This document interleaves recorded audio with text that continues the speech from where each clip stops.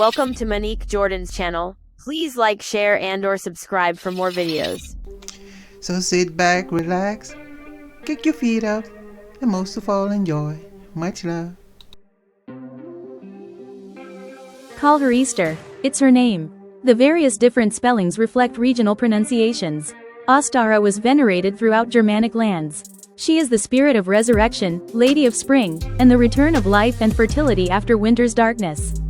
Her name derives from the same root word as estrus and estrogen. It may mean east, the direction of the radiant dawn. Ostara's annual return is celebrated with flowers, bell ringing, and singing. New fires are lit at dawn. Manifestation. She manifests as a beautiful young woman, with flowers in her hair. Consort. Her male consort takes the form of a rabbit.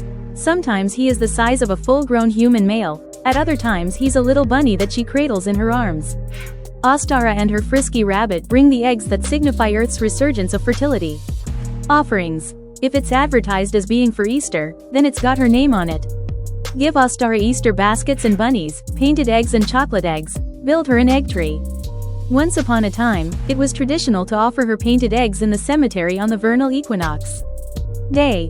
The vernal equinox. Ostara is the name of the modern Wiccan Sabbath celebrating the spring equinox. Bavaria is the ancient stronghold of Berchta, goddess of abundance. Allegedly, whatever you give her will be returned many times over.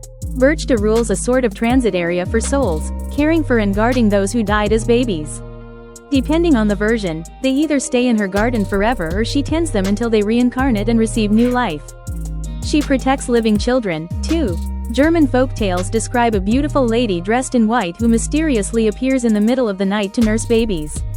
She was an immensely popular goddess, and so post-Christianity she was aggressively demonized by the church as a queen of witches. She evolved into a bogey woman still invoked as a threat to make children behave before Yule.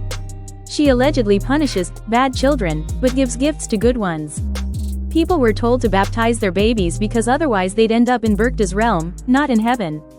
She is among the leaders of the wild hunt, usually leading a parade of unbaptized babies. Berggeist literally means mountain spirit. He is the spirit of iron mines. Each mine may have its own Berggeist who presides over the mine. Once upon a time, he anticipated gifts, offerings, and requests for permission to dig. Post-Christianity, offerings and rituals dried up. The Berggeist was blamed for disasters in the mine and accused of being in league with the devil. Every once in a while, however, he is described as favoring someone and directing them to untapped veins in the mine. The Berggeist is now most famous as the inspiration for the character Gandalf. While vacationing in the Swiss Alps, author J.R.R. Tolkien bought a postcard version of a painting called Der Berggeist by German artist Joseph Madlener, 1881–1967. He preserved it, later describing it as the origin of Gandalf. Manifestation. As depicted in Madlener's painting, the Berggeist is an elderly white-bearded man dressed in a red cloak and wide-brimmed hat. He is accompanied by a young deer. Thanks for watching this video. I hope you come back soon. So till the next time, much love.